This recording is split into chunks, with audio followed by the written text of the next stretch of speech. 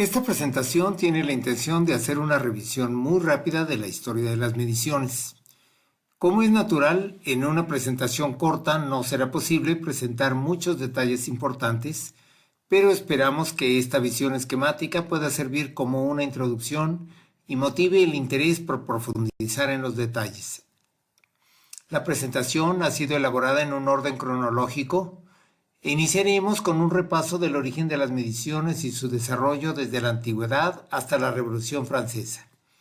Posteriormente revisaremos el desarrollo del sistema métrico decimal, enfocándonos en la medición del meridiano para definir el metro y en la culminación con la fabricación de los prototipos del metro y del kilogramo. Después pasaremos a otro hito fundamental cuando se firmó el Tratado del Metro en 1875, con el cual se formalizó la aceptación internacional del sistema métrico decimal. Y haremos una breve descripción de cómo este sistema fue incorporando otras unidades para satisfacer las necesidades de la ciencia y de la tecnología. Finalmente, dos momentos muy importantes en la historia de las mediciones son el establecimiento del Sistema Internacional en 1960 y su revisión en 2019. Si por medir interpretamos la capacidad para percibir las características de nuestro entorno, esta facultad ha sido algo inherente a los seres vivos desde el inicio del mundo. El conocimiento de lo que nos rodea lo obtenemos por medio de nuestros sentidos y siempre hemos podido percibir la posición y velocidad de los objetos, su peso, la temperatura ambiente, los sonidos, los olores y los sabores. Sin embargo, el concepto moderno de las mediciones, utilizando instrumentos y patrones, nace hasta el desarrollo de la agricultura y el comercio. Cuando la agricultura permitió obtener excedentes que podían intercambiarse con otros grupos humanos, fue necesario desarrollar los primeros patrones de capacidad para medir los granos y líquidos con los que se participaba en ese comercio incipiente. Muchos siglos después, tal vez en el tercer milenio antes de Cristo, se inventó la balanza y se desarrollaron los primeros patrones de masa. Desde aquellas épocas, una de las principales preocupaciones fue uniformizar las medidas, inicialmente para acordar las transacciones comerciales. Con el desarrollo de las primeras ciudades, fue necesario uniformizar también la unidad de longitud para utilizarla en la construcción de templos, palacios y caminos. Uno de los patrones más antiguos que se conservan actualmente es el cúbito real, empleado por los egipcios en la construcción de las pirámides, que era aceptado por provenir de la longitud del antebrazo del faraón. Este prototipo era reproducido en madera y distribuido entre los trabajadores que construían las pirámides, quienes tenían la obligación de verificarlos periódicamente, so pena de recibir castigos muy severos. La preocupación por uniformizar las mediciones continuó a lo largo de los siglos. Podemos encontrar otro ejemplo en la Edad Media, en la ciudad de Frankfurt, donde una forma de acordar el tamaño de la unidad de longitud era solicitar a 16 hombres que salían un domingo de la iglesia que alinearan sus pies para definir la longitud de la percha. Esta percha era aceptada porque representaba una realización con características democráticas y después se dividía entre 16 para obtener un pie promedio. Las mediciones de tiempo merecen una mención especial porque posiblemente fue la primera magnitud que se trató de medir y registrar con cierta exactitud.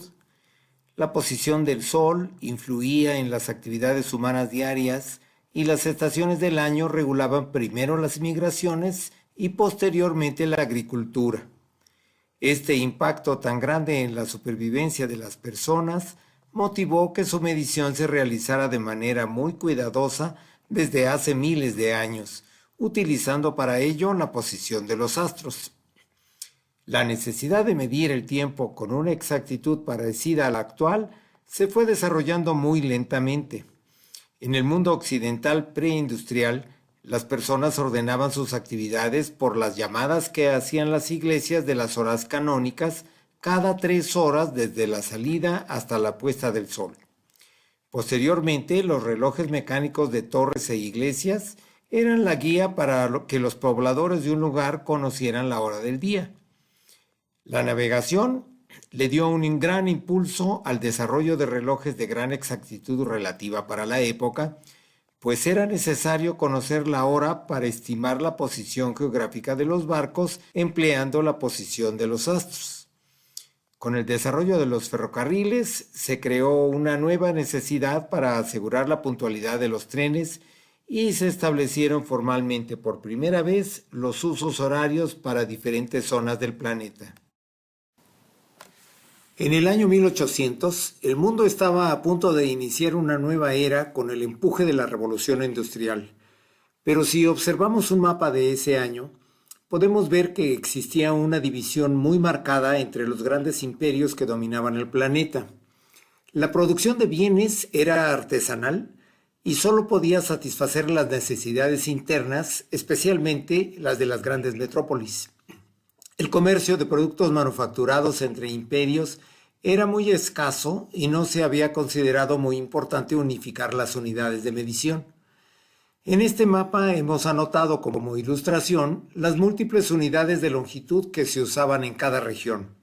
Por ejemplo, en el Imperio Español se usaba la vara, en el inglés y en los Estados Unidos la yarda, en Francia se acababa de establecer el sistema métrico decimal y usaban el metro, en Prusia el rute, en Rusia el arshin y en China el bu.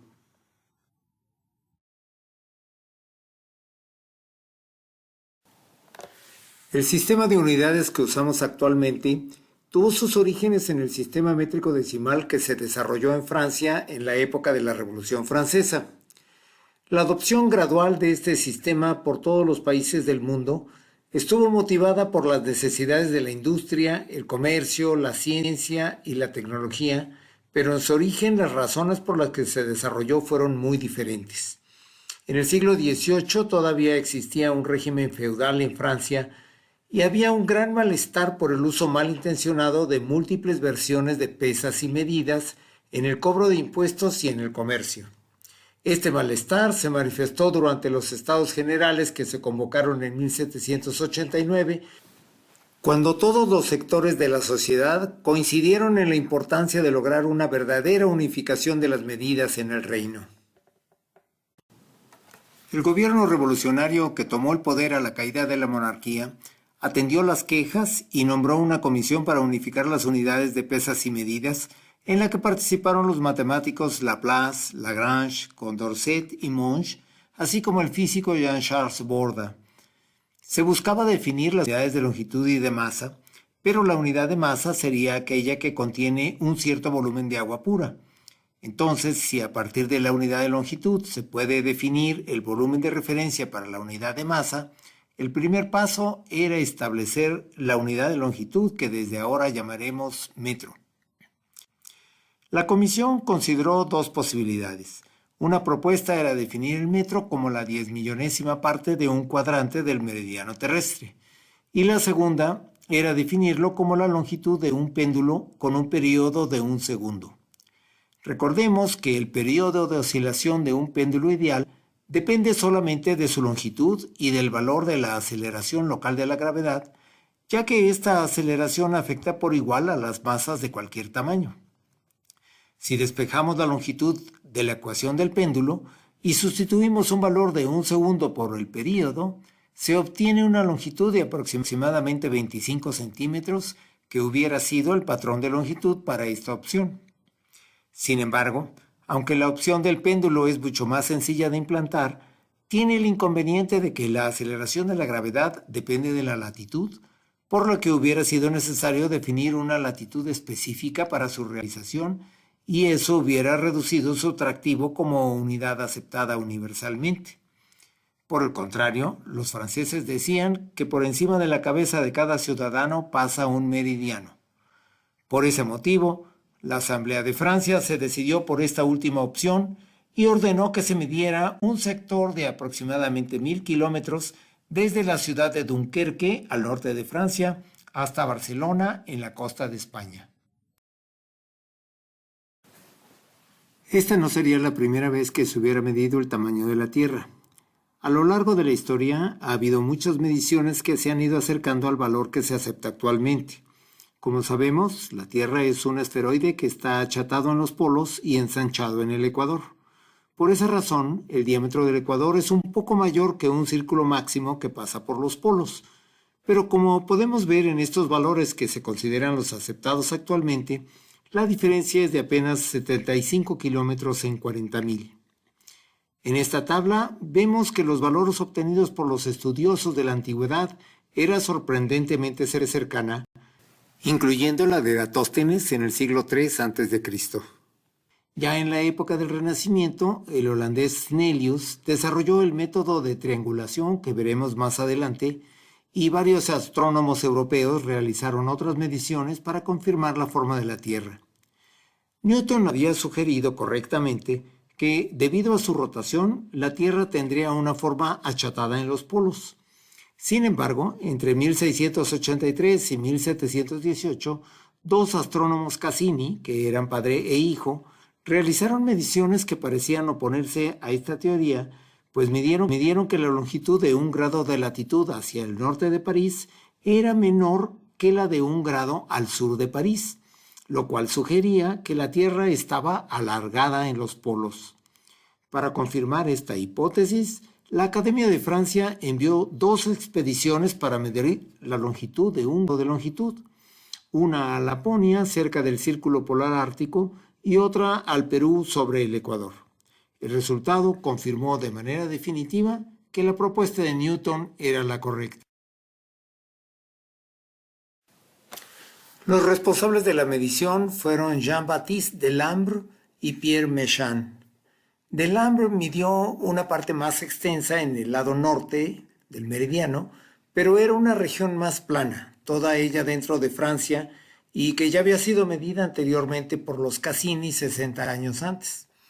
Méchain midió un sector más corto en la parte sur, pero era un sector más difícil, pues tenía que cruzar los Pirineos y entrar a España, que no era un país amigo, pues su rey Carlos IV era primo de Luis XVI, a quien los revolucionarios acababan de cortarle la cabeza. Las mediciones se iniciaron en 1791 y tuvieron que interrumpirse por la guerra entre Francia y España y por problemas de salud de Méchain, que sufrió una grave caída. Sin embargo, los resultados finales se presentaron a la Academia de París en 1798 y, después de un análisis por un comité internacional, al año siguiente se decretó el sistema métrico decimal. Los instrumentos usados por Delambre y Méchain eran mejores que los que habían usado sus predecesores, especialmente el círculo de reflexión o círculo repetidor, que permitía medir ángulos con una exactitud de 1 segundo.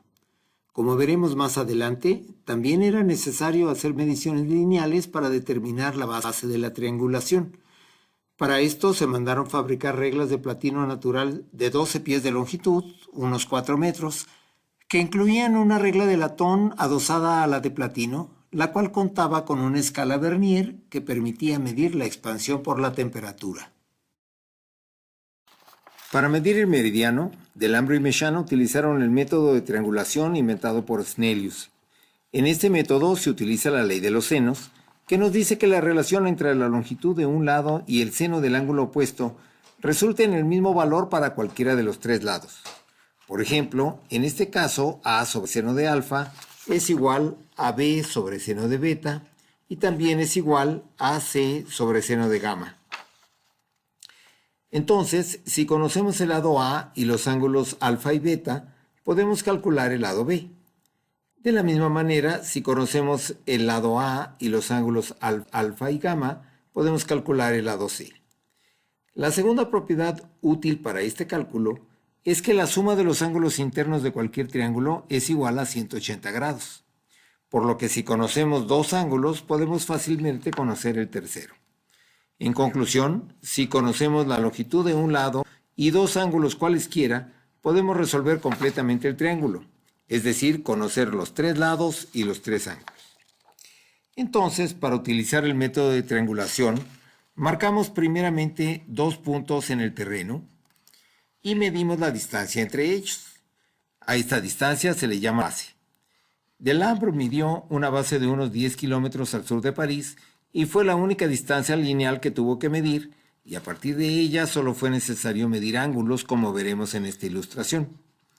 Posteriormente, marcamos un tercer punto al norte, que será otro vértice del triángulo, y se miden los ángulos entre la base y las líneas AB y AC. Y como vimos, al contar con la longitud de uno de los lados y dos ángulos internos, podemos resolver completamente el triángulo ABC. El siguiente paso es encontrar la dirección del meridiano que pasa por el punto A, lo cual se hace por métodos astronómicos y se mide lo que se llama la inclinación del lado AC, es decir, el ángulo entre esta línea y el meridiano, y con esto podemos completar el triángulo rectángulo ACX y calcular la longitud del primer segmento del meridiano AX. Para medir el segundo segmento debemos medir dos triángulos más. Para esto marcamos un nuevo punto un poco más al sur, que llamamos D, resolvemos el triángulo y continuamos con un punto más que llamamos E, resolvemos y medimos el ángulo beta para calcular el triángulo rectángulo CEX y calcular el segundo segmento del meridiano como CE coseno de beta.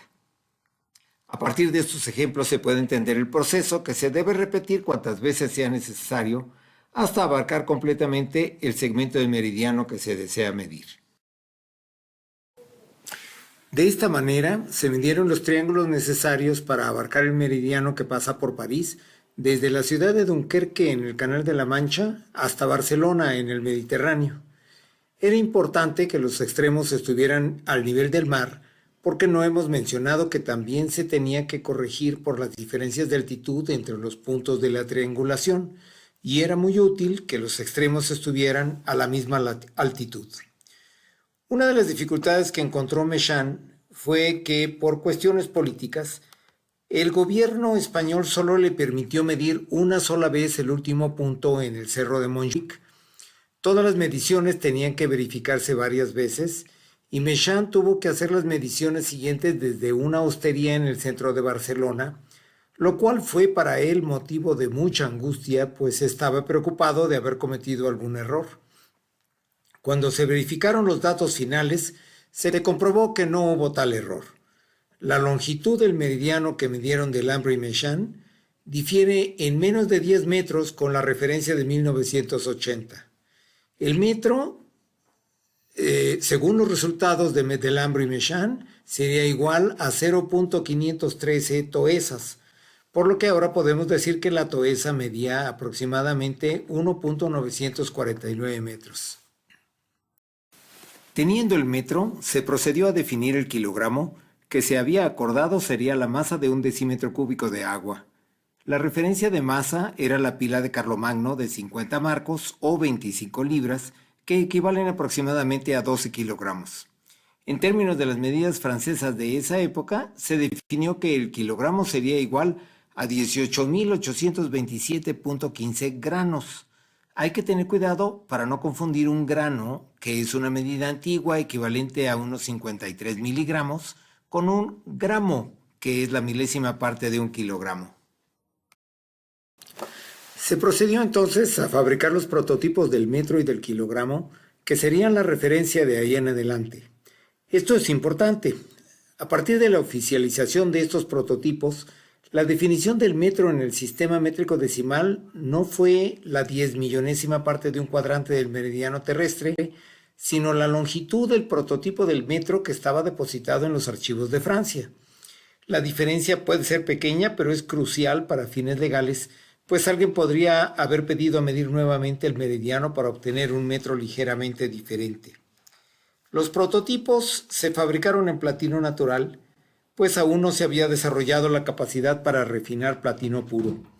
Por esta razón, los prototipos contienen 10% de iridio, que es un componente natural del mineral del platino. La difusión del sistema métrico en Francia y en otros países no fue inmediata. En la misma Francia hubo un regreso a las medidas anteriores y después de varios intentos fallidos fue hasta 1849 cuando se decretó su uso universal y obligatorio. Curiosamente, fue necesario esperar a que Francia regresara a la monarquía para que el rey Luis Felipe decretara el uso obligatorio del sistema que propusieron los revolucionarios en 1789. Para entonces, algunos países como Holanda, Bélgica y Portugal habían adoptado el sistema métrico, pero conservando el nombre de las medidas anteriores, por lo que había unidades como onzas de 100 gramos o libras de 1 kilogramo. Durante la primera mitad del siglo XIX, la revolución industrial impulsó las manufacturas y los países desarrollados empezaron a producir excedentes muy importantes que necesitaban colocar en otros países. Sin embargo, las especificaciones de estos productos estaban establecidas en las unidades de cada uno de los países productores. Esto fue especialmente patente durante la primera exposición industrial internacional que se realizó en Londres en 1851. Esta exposición fue muy impresionante. Se presentaron equipos ferroviarios ingleses y alemanes, motores a vapor y maquinaria agrícola de Estados Unidos, el hule vulcanizado inventado por Charles Goodyear y un lingote de acero de 1.700 kilogramos de la empresa alemana Krupp. Sin embargo, la multiplicidad de unidades con las que los productos ostentaban sus características hizo reflexionar a los asistentes y a los organizadores de la exposición sobre la importancia de buscar un sistema universal que facilitara la comunicación entre los productores de todos los países. A la exposición de Londres le siguió otra en París 4 años después, en la que los organizadores pidieron que las especificaciones de todos los productos fueran presentadas en las unidades del sistema métrico decimal, además de las unidades de cada país. Al término de la exposición, alrededor de 200 comisionados y miembros de jurados firmaron un documento en el que declaraban la importancia de adoptar un sistema universal decimal de pesas, medidas y monedas, y se creó una asociación para impulsar esta iniciativa. Finalmente, en 1867 se realizó una tercera exposición internacional en París, pero en esta ya el propio gobierno francés creó una comisión para explorar la firma de un tratado internacional en el que se acordara un sistema de medidas universalmente aceptado. Después de varios años de negociación y habiendo acordado que el sistema universal sería el sistema métrico decimal, se firmó el Tratado del Metro el 20 de mayo de 1875 en París, al que se adhirieron inicialmente 17 países y con el cual se creó la Oficina Internacional de Pesas y Medidas.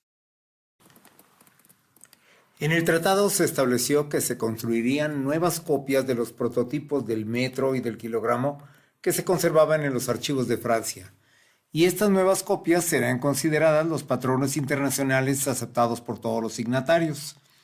En la época en la que se firmó el tratado, ya se habían desarrollado las técnicas para purificar el platino y se tomó la decisión de fundir una aleación a partir de platino puro e iridio puro con las mismas proporciones de cada metal que había en los prototipos de los archivos, es decir, 90% platino y 10% iridio. Esto se hizo con el fin de que el nuevo metro tuviera un coeficiente de expansión térmica muy parecido al del metro de los archivos, pues de esta manera se facilitaría su comparación. La producción estuvo a cargo de la firma inglesa Johnson Matthey, mientras que el marcado de los metros y el ajuste final de los kilogramos se hizo en el Conservatorio Nacional de Artes y Oficios de Francia. Una vez que estuvieron listos los nuevos prototipos, se fabricaron copias de estos para entregar a los signatarios del tratado. Este proceso culminó durante la primera Conferencia General de Pesas y Medidas de 1889, en la que se entregaron las copias correspondientes a los 20 representantes de los países asistentes.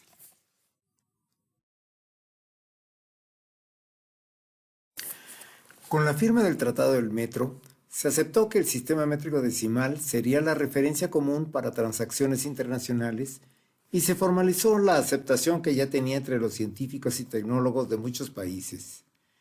Esto, por supuesto, no quería decir que el tratado obligara a los signatarios a adoptar el sistema métrico en asuntos internos. Esto ha sido un largo proceso que sigue en curso, pues algunos pocos países no han abandonado las unidades a las que están acostumbrados. Sin embargo, con el avance de la ciencia y la tecnología, el sistema métrico también avanzó y se adoptaron otras unidades, como veremos en esta sección. Uno de los campos de la ciencia más activos durante el siglo XIX fue el de la electricidad y el magnetismo. A partir del invento de la pila eléctrica de Alejandro Volta en 1800, se inició una época de intensa actividad científica en las siguientes décadas, en las que grandes científicos como Faraday, Ohm, Ørsted y Gauss, entre otros, desarrollaron las leyes de la electricidad que permitirían la aparición de la industria eléctrica en la segunda mitad del siglo. Los primeros patrones fueron artefactos como las celdas electroquímicas para la tensión y las bobinas de alambre para la resistencia. No fue fácil llegar a un consenso sobre las unidades eléctricas, pues había dos formas de definirlas, una a partir de la fuerza que ejercen las cargas electrostáticas, de acuerdo a la ley de Coulomb, y la otra a partir de las fuerzas magnéticas entre conductores por los que circula una corriente, de acuerdo a la ley de Lorentz. La Oficina Internacional de Pesas y Medidas, o BIPM, como se le conoce internacionalmente, no tenía originalmente ninguna responsabilidad sobre otras unidades diferentes al metro y al kilogramo. Pero desde principios del siglo XX, los principales países desarrollados impulsaron una modificación al tratado para ampliar esta responsabilidad a las unidades eléctricas. El tratado fue modificado en 1921 y no se limitó a incluir las magnitudes eléctricas dentro de los trabajos del BIPM, sino que se dejó abierta la posibilidad de incluir cualquier otra magnitud que se considerara necesaria en el futuro. Para considerar el asunto de las unidades eléctricas, el Comité Internacional de Pesas y Medidas, que es el órgano que dirige las operaciones del BIPM, creó su primer comité consultivo en 1927, al que le encargó definir las unidades y referencias en esta área. Durante los siguientes 20 años, sus trabajos incluyeron comparaciones internacionales de bobinas de resistencia y celdas Weston de tensión, principalmente entre los laboratorios de Estados Unidos, Reino Unido, Alemania y Japón. Para 1939 ya se había logrado un consenso sobre los valores de tensión y resistencia en términos de unidades absolutas, pero debido a la Segunda Guerra Mundial, fue necesario esperar hasta 1948 para aprobar la definición del ampere que se hizo en términos de la fuerza entre dos conductores por los que circula una corriente. Aunque las mediciones de tiempo habían formado parte de los experimentos científicos desde hacía muchos años, no se había considerado necesario que el BIPM interviniera en la definición de la unidad. La duración del segundo era establecida por los astrónomos, y aunque no había una definición formal, todos sabían que en el día había 24 horas, que cada hora tenía 60 minutos y cada minuto 60 segundos. Con los avances de la instrumentación y las mediciones astronómicas, se detectó que la duración del día no es exactamente igual con el paso del tiempo y que la ciencia necesitaba una referencia más precisa. La primera definición del segundo por parte del BIPM fue inspirada por los astrónomos y se refería a la duración de una fracción de un año particular, que era 1900. El lenguaje de la definición requiere una explicación, pues es el de los astrónomos, pero indica que el año de referencia inicia a las 12 del día del meridiano de Greenwich del 1 de enero de 1900. Es interesante notar que el año anterior a esta definición, en 1955, se construyó el primer reloj atómico que estaría destinado a desbancar a las mediciones astronómicas para definir el segundo. Al igual que el tiempo, las mediciones de temperatura también habían sido estudiadas por los científicos desde hacía muchos años. Uno de los primeros instrumentos para medir la temperatura fue el termoscopio de Galileo, que tiene una columna de líquido que baja cuando se expande con el calor el gas en la bobilla de la parte superior. Con el tiempo se desarrollaron los termómetros de líquido en vidrio, que se marcaban con las diferentes escalas de temperatura empleadas en diferentes países.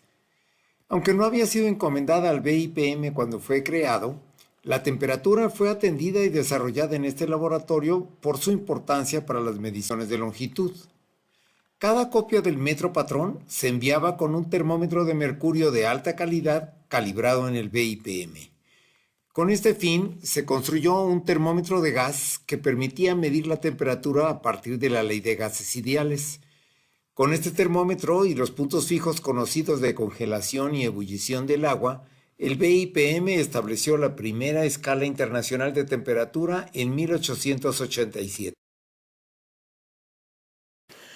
Siendo una propiedad intensiva, la temperatura no se presta para fabricar patrones y crear múltiplos o submúltiplos como el metro y el kilogramo.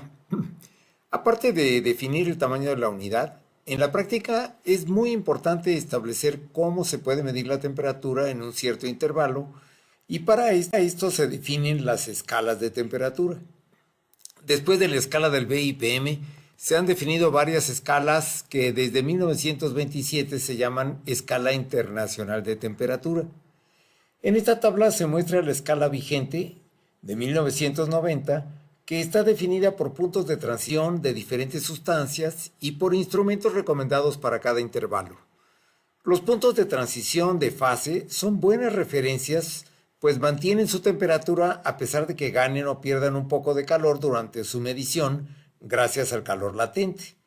Uno de los instrumentos más empleados es el termómetro de resistencia de platino, que abarca un intervalo desde 13.8 hasta casi 1235 Kelvin.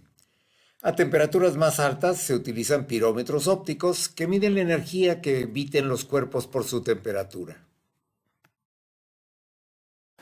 La necesidad de medir la intensidad luminosa se reconoció desde que se instalaron los primeros sistemas de iluminación pública en Inglaterra a principios del siglo XIX.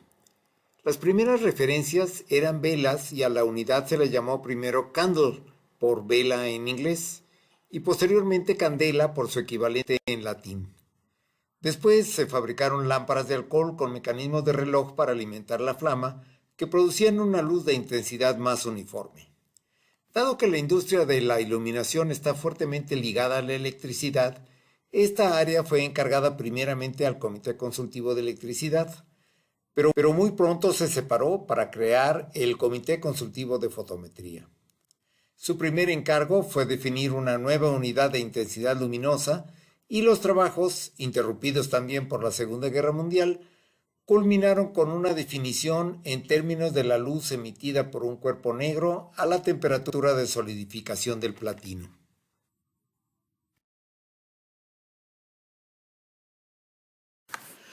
Para 1960, el sistema métrico decimal, que había nacido con el metro y el kilogramo, ya incluía unidades muy diversas como las de electricidad, temperatura y fotometría. En ese año se tomó la decisión de formalizar el sistema con una nomenclatura para los nombres y los símbolos de las unidades y con una serie de prefijos para los múltiplos y submúltiplos. El nombre del sistema cambió a Sistema Internacional de Unidades y a partir de ese momento se extendió a nuevos campos e incorporó nuevos desarrollos científicos que vamos a revisar en esta sección. También en 1960 se redefinió la primera unidad del sistema métrico, el metro. La nueva definición se hizo para aprovechar la exactitud con la que se pueden medir longitudes con la técnica de interferometría óptica. Esta técnica se basa en la formación de patrones de interferencia como el que se muestra en la imagen, en los que el ancho de las franjas depende de la longitud de onda de dos haces de luz que inciden en una superficie ligeramente fuera de fase. Estos patrones solo se logran cuando la luz que se emplea no tiene componentes espurios de otras frecuencias, por lo que la fuente debe de estar fabricada de un material muy puro. En la década de 1950 se fabricaron lámparas muy eficientes para crear patrones de interferencia, fabricadas con mercurio en el NBS de Estados Unidos y con kriptón en el NPL del Reino Unido. La radiación de kriptón fue la elegida, pero no duraría mucho, pues ese mismo año se descubrió el láser, que en pocos años sustituiría a la lámpara de kriptón. Efectivamente, en 1983 se redefinió el metro pensando en que la definición se utilizaría empleando la técnica de interferometría. Sin embargo, se tomó la decisión de utilizar como referencia a la velocidad de la luz, que es una constante fundamental de la naturaleza. La definición indica que el metro es la distancia que recorre la luz en el vacío en aproximadamente un 300 millonésimo de segundo. Por supuesto que en la práctica esto es muy difícil de realizar, por lo que la intención fue utilizar la fórmula que nos dice que la velocidad de la luz es igual a la frecuencia multiplicada por su longitud de onda. Dado que la duración del segundo está definida, podemos considerar que la conocemos y esta definición efectivamente fija la velocidad de la luz de manera exacta en 299.792.458 por segundo. Entonces, si medimos la frecuencia de una radiación láser de interés, podemos despejar la longitud de onda de esta ecuación, calcularla como C entre F y después utilizar esta longitud en mediciones por interferometría. Las frecuencias pueden medirse con mucho mayor exactitud de lo que pueden medirse las longitudes, por lo que el error que introduce la medición de la frecuencia es prácticamente despreciable. Nos acercamos a la fecha en la que los relojes atómicos sustituyeron a las mediciones astronómicas para definir el segundo. Pero antes de presentar esa definición, es conveniente explicar el funcionamiento de un reloj atómico. Existen relojes atómicos de diferentes tipos, pero la definición hace referencia al reloj de cesio. Este elemento fue elegido, entre otras cosas, porque tiene un solo electrón en su última órbita, lo que permite analizar su estado con pocas interferencias. También es conveniente que es un metal con una temperatura de evaporación relativamente baja, a 671 grados Celsius, pues los relojes funcionan con el cesio en forma de gas. En la figura se muestra un reloj atómico en forma esquemática y vemos el paso del gas de cesio desde el horno que lo vaporiza a la izquierda hasta el detector en el extremo derecho. La propiedad de interés de los átomos de cesio, spin del electrón en su última órbita, que inicialmente tiene igual probabilidad de estar en uno de dos estados posibles. En esta explicación le llamaremos a esos estados arriba y abajo, aunque esos nombres son arbitrarios. En realidad no hay ninguna necesidad de que el spin esté orientado verdaderamente hacia arriba o hacia abajo de la página. Al salir del horno, hay 50% de probabilidades de encontrar los átomos con el spin de ese electrón hacia arriba o hacia abajo. En la figura se ilustra el spin de los átomos de cesio con un color diferente, digamos anaranjado para los que tienen el spin hacia arriba y azul para los que lo tienen hacia abajo. Entonces, el cesio se hace pasar por un campo magnético no uniforme que desvía los átomos con spin en uno de los dos estados, digamos los que tienen el spin hacia arriba, los anaranjados, de manera que solo continúan los que tienen el spin hacia abajo, los azules, a la siguiente cavidad llamada resonador. Dentro del resonador, la nube de gas de cesio es iluminada por una radiación de microondas a una frecuencia muy cercana a la necesaria para estimular su transición al otro estado del spin, por lo que el electrón en la última órbita de cada átomo cambia su spin hacia arriba y vemos en la ilustración que cambian de color a anaranjado. Este proceso no es perfecto, por lo que quedarán algunos átomos con el spin hacia abajo, pero a la salida se hacen pasar por otro campo magnético que en esta ocasión desvía estos átomos con el spin hacia abajo y solo deja pasar los que realizaron la transición a un spin hacia arriba. Estos últimos llegan a un detector que genera una corriente eléctrica proporcional al número de átomos que inciden en él, y esta señal es retroalimentada al oscilador de cuarzo que se emplea en el circuito que genera la radiación de microondas. Con esta retroalimentación se modifica ligeramente la frecuencia de las microondas hasta lograr maximizar la señal del detector, lo que nos indica que el oscilador está justamente en la frecuencia a la que teóricamente se realiza la transición del spin del electrón en el átomo de cesio. Y con esta explicación estamos listos para pasar a la definición del... La transición del spin del electrón en la última órbita del átomo de cesio ocurre a una frecuencia un poco mayor a 9 GHz, que corresponde a una frecuencia en el rango de las microondas. Específicamente, esta frecuencia es de 9.192.631.770 ciclos por segundo. En otras palabras, un segundo tiene una duración igual a ese número de periodos de oscilación. En la definición se hace referencia a la transición de dos niveles hiperfinos, que es el nombre que se le da a un cambio en el spin, pues la diferencia de energía entre un estado del spin y otro es muy pequeña. Como habíamos visto anteriormente, en 1887 se aceptó la llamada escala termométrica estándar que había desarrollado el BIPM para calibrar los patrones de longitud. La unidad de temperatura aceptada era el grado centígrado y se definía como la centésima parte de la diferencia de temperaturas entre los puntos de congelación y ebullición del agua pura a presión atmosférica estándar. La siguiente escala aceptada internacionalmente fue la Escala Internacional de Temperatura de 1927, que estaba definida todavía en los llamados en ese momento grados centígrados. El punto de congelación del agua formaba parte de esta escala y su valor de 0 grados se consideraba exacto. Por otro lado, también se había definido la escala termodinámica Kelvin, que establece el cero en el punto de ausencia total de calor. Esta escala fue sugerida por Lord Kelvin a mediados del siglo XIX y había tomado como referencia el punto de congelación del agua, que había sido medido alrededor de 273 Kelvin a la presión de una atmósfera estándar. Desde los inicios del Comité Consultivo de Temperatura en la década de 1930, se había recomendado sustituir como referencia para la escala termodinámica el punto triple del agua en lugar de su punto de congelación, pues es una referencia que se podía medir de manera mucho más confiable. A diferencia del punto de congelación, en las celdas de punto triple no se requiere controlar la presión atmosférica, pues la celda está sellada y la fase gaseosa regula automáticamente la presión interna. El valor de la temperatura de los puntos fijos se fue perfeccionando con el tiempo, empleando principalmente termometría de gas.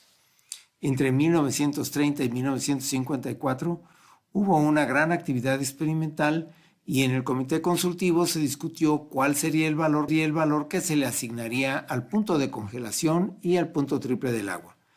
En 1954 se acordó que la temperatura del punto triple del agua sería de 273.16 Kelvin y como ya se había acordado desde 1948, la temperatura del punto de congelación sería 1 centésimo de Kelvin menor, es decir, 273.15. También en 1948 la Conferencia General de Pesas y Medidas consideró que el nombre del grado centígrado provocaba confusión y decidió que en adelante se llamaría grado Celsius, pero su símbolo seguiría siendo un pequeño círculo seguido de la letra C mayúscula.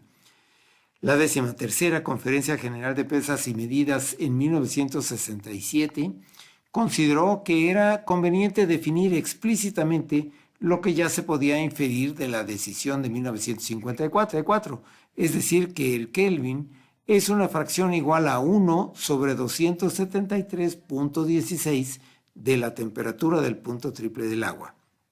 En esta conferencia también se hizo un cambio de nomenclatura y se cambió el nombre de grado Kelvin por Kelvin. El símbolo se redujo a la letra K mayúscula sin el circulito de grado que se empleaba hasta ese momento. En 1979 se redefinió la candela de una manera más general que evitaba cualquier referencia a algún experimento en particular. Para entender esta definición es conveniente recordar que la luz es una forma de energía y que su potencia se puede medir en watts. La razón por la que se utiliza una unidad diferente es porque la candela no mide la potencia de la radiación total, sino solamente aquella parte que es capaz de ser percibida por el ojo humano.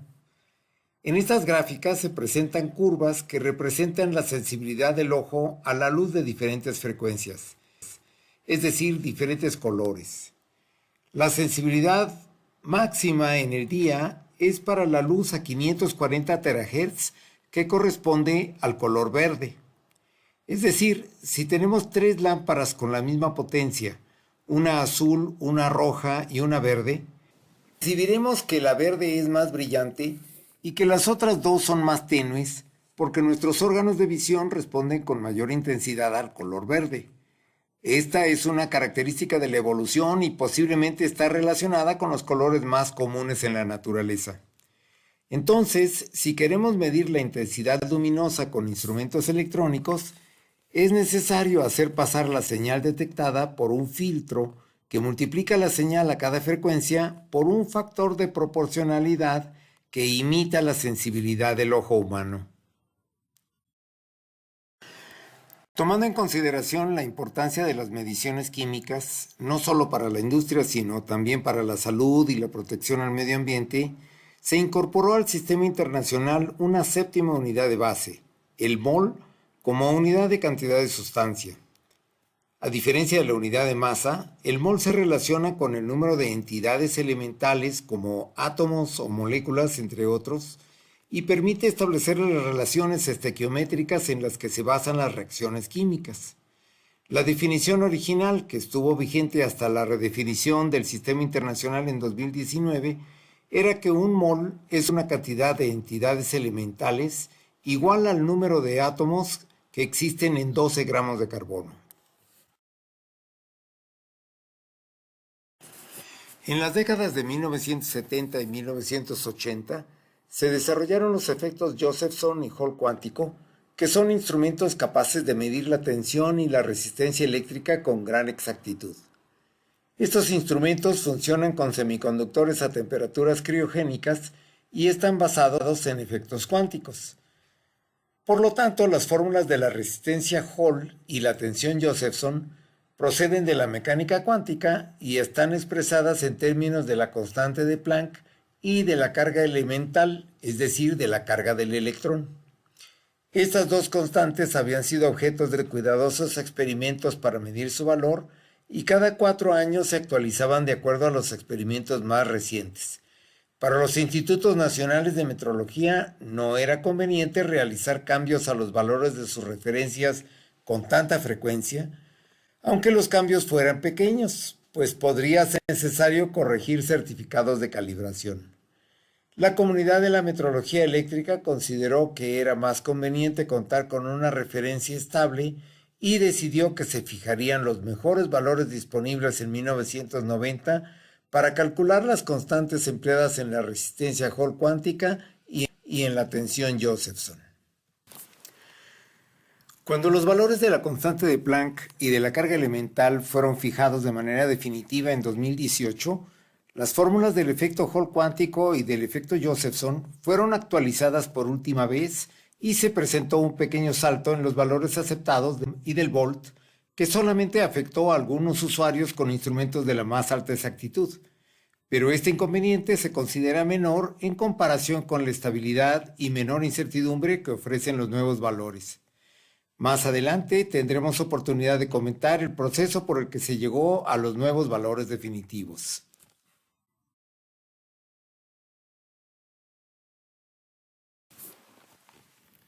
Llegamos a la última sección de esta presentación, en la que presentaremos los principales motivos y algunos aspectos del proceso que se siguió para lograr la revisión de las unidades del sistema internacional.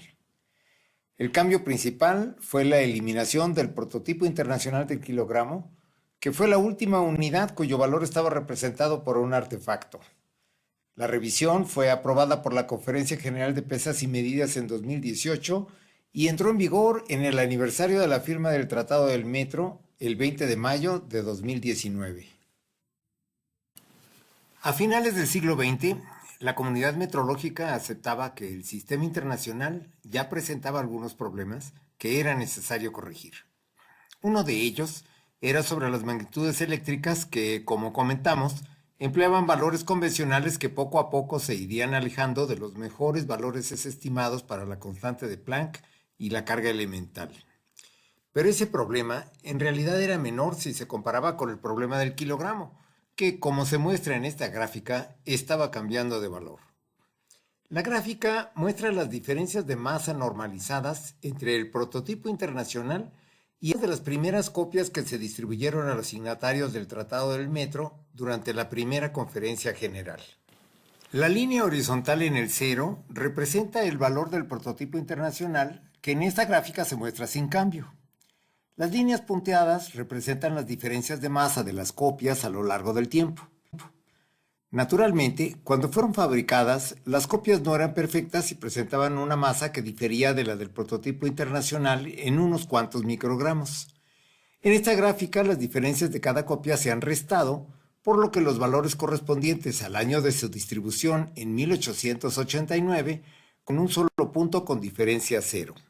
El segundo punto en la gráfica muestra el resultado de una verificación en la que las copias fueron llevadas al BIPM para compararlas nuevamente con el prototipo internacional.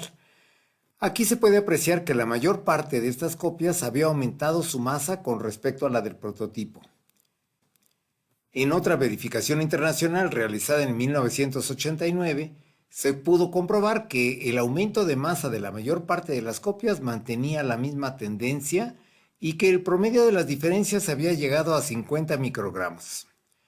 No se tiene una explicación definitiva por este fenómeno. Se cree que se debe a la absorción de gases o a la deposición de partículas.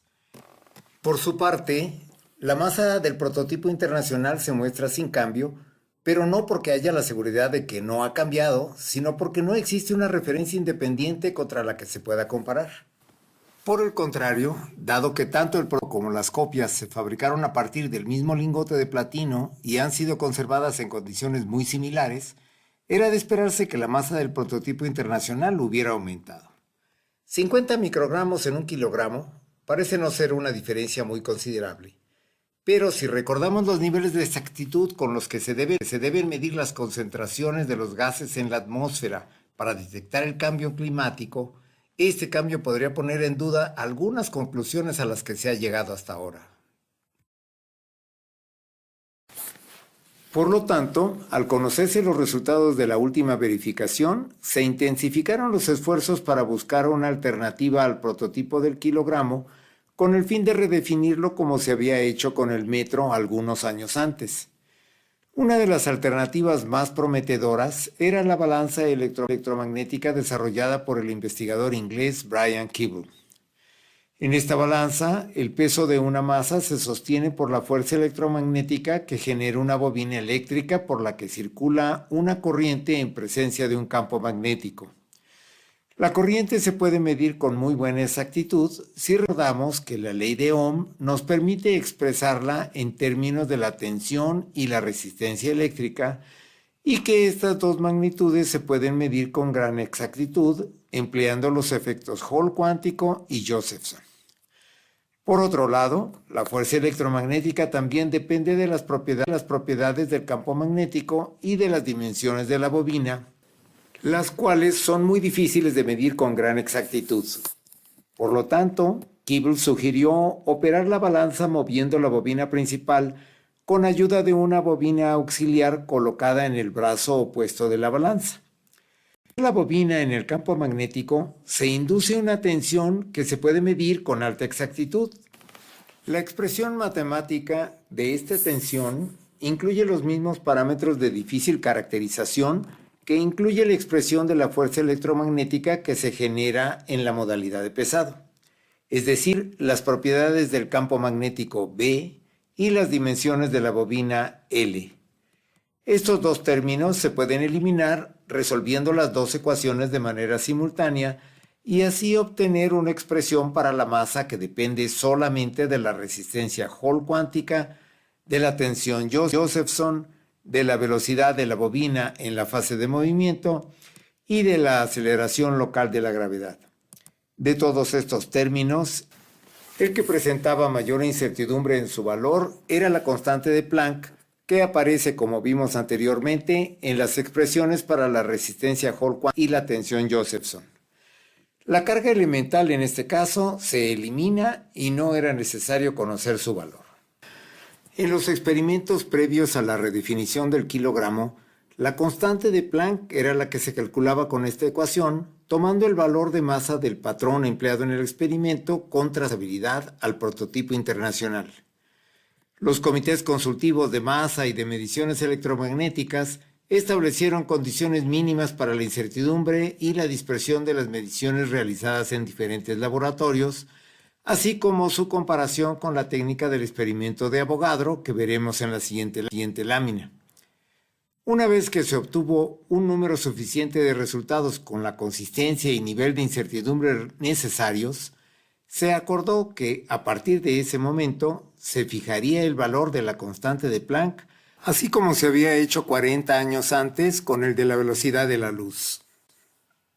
La nueva definición del kilogramo sería que un kilogramo es una masa tal que la constante de Planck tuviera el valor acordado. La redacción expresada de esa manera puede parecer oscura si no se conocen los principios de la balanza de Kibble y de los efectos cuántico y Josephson, pero esperamos que esta presentación contribuya a hacerla un poco más comprensible. Otro de los experimentos que contribuyeron muy significativamente a la redefinición del sistema internacional fue el experimento de Avogadro, llamado así porque su objetivo inmediato era obtener el mejor valor del número de Avogadro. Recordemos que el número de Avogadro es el número de entidades elementales presentes en un mol de alguna sustancia y que, de acuerdo a la definición anterior, era el número de átomos que hay en 12 gramos de carbono. Este valor es del orden de 6 por 10 a la 23 y para medirlo, en el experimento de Avogadro se estimó el número de átomos que existen en una esfera de silicio de aproximadamente 9.4 centímetros de diámetro con una masa de 1 kilogramo. En este proyecto participaron varios laboratorios de diferentes países durante más de una década, pues los retos tecnológicos eran inmensos, aunque conceptualmente este experimento se puede explicar con menos dificultad para el público general que el de la balanza de Kibble.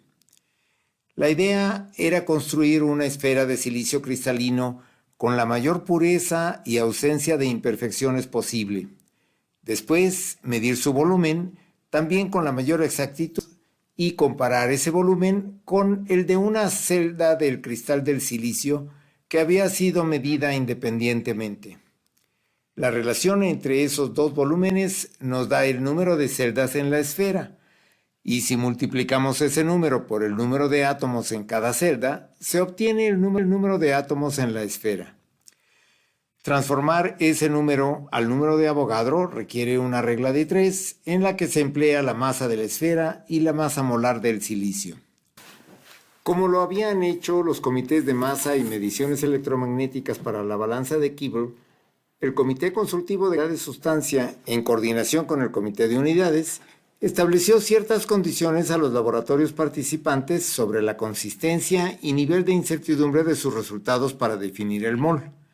Estas condiciones, sin embargo, estaban ligadas a la consistencia en el valor de la constante de Planck, que se puede obtener indirectamente a partir de la constante de Avogadro.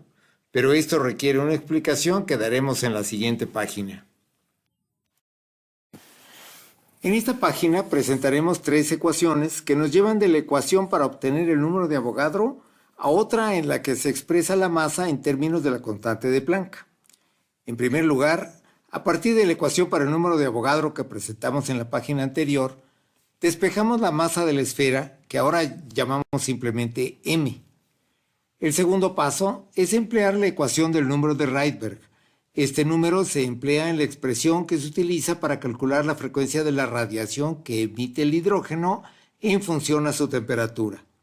Sin entrar en detalles, se presenta la ecuación de Rydberg y se observa que incluye tanto al número de Avogadro como a la constante de Planck. Las otras constantes en la ecuación se conocen con alta exactitud o, como en el caso de la velocidad de la luz c, de manera exacta. Si combinamos las ecuaciones 1 y 2, podemos obtener una nueva ecuación que expresa la masa en términos de la constante de Planck y de otras constantes conocidas con alta exactitud. La constante de Rydberg, que también aparece en esta ecuación, se puede medir de manera experimental y su valor se conoce con muy baja incertidumbre. Si comparamos la ecuación que acabamos de obtener con la ecuación que se obtuvo con la balanza de Kibble, reconoceremos que existen dos métodos para relacionar la masa con la constante de Planck.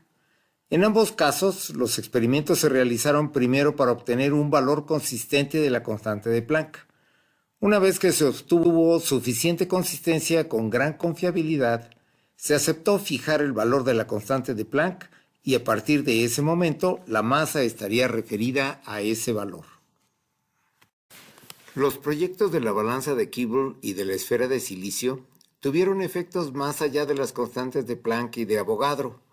Al haber fijado los valores de esas constantes, se redujo considerablemente la incertidumbre de los valores de la carga del electrón y de la constante de Boltzmann, que se podían calcular con las expresiones para la constante de estructura fina y de la constante de los gases ideales respectivamente, las cuales se conocen con muy baja incertidumbre. La exactitud con la que se podía obtener el valor de la carga elemental hacía factible fijarla también para redefinir el ampere en términos de ella. La definición del ampere ahora podría ser la corriente de un número exacto de cargas por segundo, aunque su realización práctica seguiría siendo por medio de los efectos Hall cuántico y Josephson a través de la ley de Ohm, pues las constantes respectivas ahora se podrían expresar de manera exacta. Con la determinación de un valor fijo convencional para la constante de Boltzmann, se pudo redefinir también el Kelvin usando la expresión de la energía termodinámica y de esa manera completar la revisión del sistema internacional con definiciones que hacen referencia a una serie de constantes. El resultado de estos trabajos fue la redefinición del kilogramo como una masa tal que la constante de Planck es igual al valor exacto de 6.626.07015 por 10 a la menos 34 joules segundo, y la del mol como una cantidad de sustancia que contiene exactamente 6.022.140.76 por 10 a la 23 entidades elementales. Por su parte, la nueva definición del ampere indica que es una corriente tal que el valor de la carga elemental tome el nuevo valor fijo, pero también se puede entender como la corriente que produce el paso de un número de electrones igual al inverso de ese valor. Finalmente, el Kelvin se define también como la unidad que resulta cuando la constante de Boltzmann toma el nuevo valor fijo. En la práctica, este cambio afectará solamente las mediciones de temperatura que se realizan con termómetros de radiación, pues las demás seguirán teniendo como referencia la escala internacional de temperatura. Las otras tres unidades del sistema internacional, el metro, el segundo y la candela, conservaron sus definiciones en términos, respectivamente, de la velocidad de la luz en el vacío, de la frecuencia de transición del átomo de cesio y de la eficacia luminosa máxima del ojo humano.